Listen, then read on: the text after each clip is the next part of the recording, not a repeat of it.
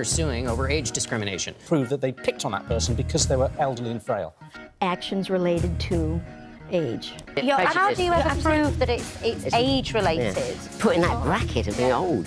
Effectively, an old dog can't learn new tricks. To be referred to so negatively. Yes, they're categories. Old isn't a category. You're picking on old people because they're vulnerable, because they're weak. He now feels he's being discriminated against because of his age.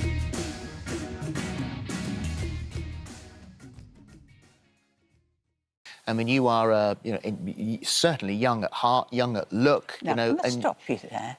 Why are you saying young at heart? Well, because I'm old at heart. The point that I'm making is the point I'm making is to say young at heart is an ageist statement. OK. Why did I become an age activist? I realised that the image of old age out in the media is really wrong. There's all doom and gloom and waiting lists and Alzheimer's. But I'm looking around at all my friends having a nice life, age 70, 80, thinking this is not right. It needs to be said. So what I'm trying to do is do the opposite of what the media normally do, and I tweet everything that's positive about old age.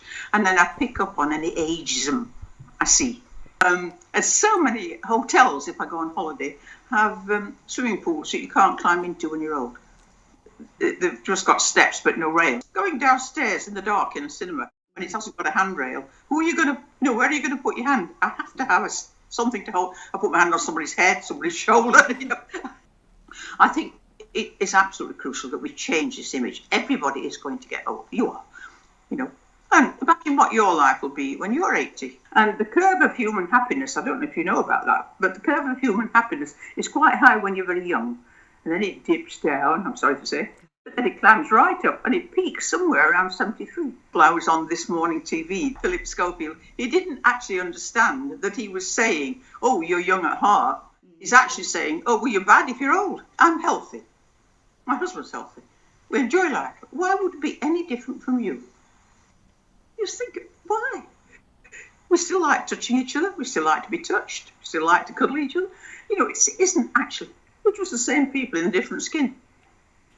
It's whether you've got a twinkle in your eye that matters, not the wrinkle.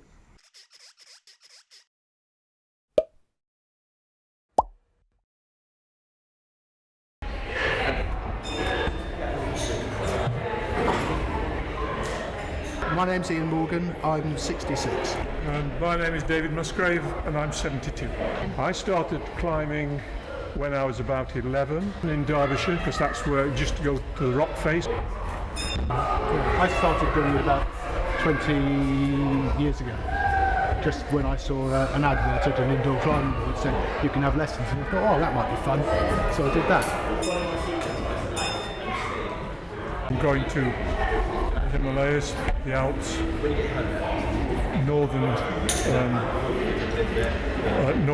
northern Norway, for both for Arctic warfare training and also for outdoor pursuits, snow holding and that sort of thing. I'm sure you know the armed forces encourage outdoor pursuits.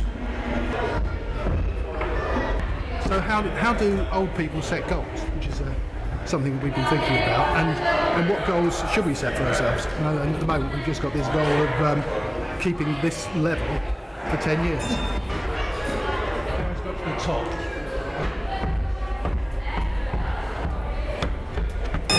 My philosophy, you treat life as a learning experience. The more you learn, the better off you are, and that kind of makes up for the fact that we can't do the strength things that the kids can do, can we?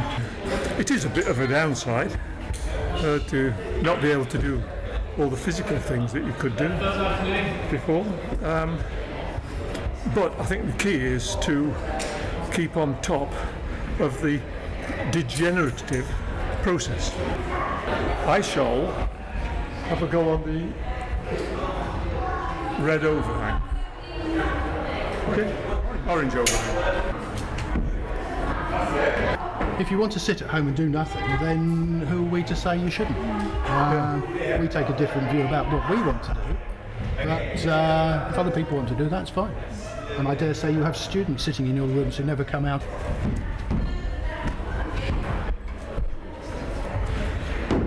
I would argue I just get dafter as I get older, and there's a fair amount in that, I suppose. But have I changed? I don't think I've changed that much. No.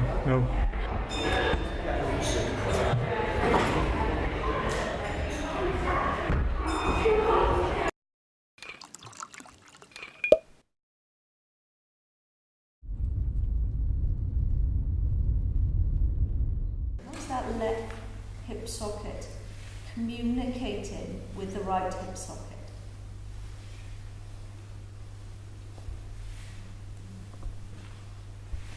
So my name is Margaret Abbott, but everyone calls me Maggie, and I'm actually 69, my next birthday, and my background is in journalism and public relations, and I felt a few years ago, I just felt that there was a lot of negative stereotypes about ageing. You'll see the articles and they will have the wrinkled hand photograph. I mean, that's a common one, wrinkled hands, or they're in a wheelchair, or they're walking around with their Zimmer. There's a few of us, what I call boomer bloggers, out there blogging about active and positive ageing.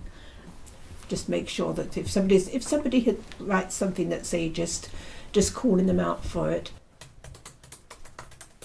I mean, look at Joyce. I mean, she's in her 80s and she's blogging. The charity I'm involved in is called Action for Elders. Action for Elders takes people, they're referred by their GP, and they come to a class and they're given some sort of an exercise program. So I know that Tai Chi is particularly good for older people. I mean, things do happen to your body when you get older, and one of them is that you can start losing balance.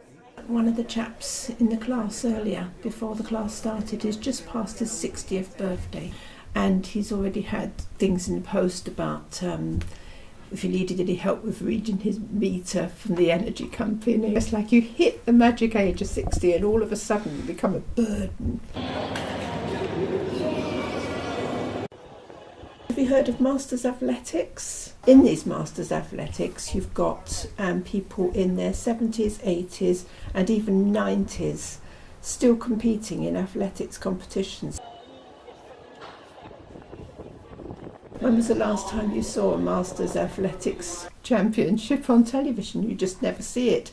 And yet you'll see the article about the 90-year-old woman weightlifting completely out of context, you know, as if it's strange. There was a documentary on television only a couple of weeks ago, and it was very heavily biased, I felt, towards older people and driving, and they interviewed people who had been hit by a driver, etc. And I thought, you know, an older driver, I felt that was a bit mean, because when you look at statistics, it's actually the boy racers that cause more accidents.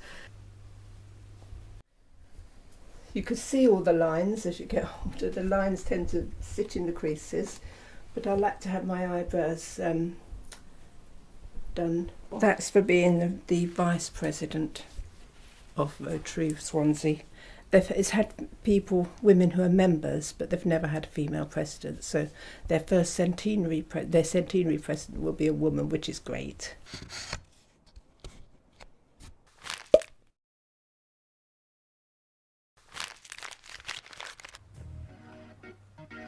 Older people do a lot for our society. About 50% of older people's time is spent volunteering. We look after our grandchildren, we pick them up from school. We're not takers, we're givers, and we want to give for as long as we can.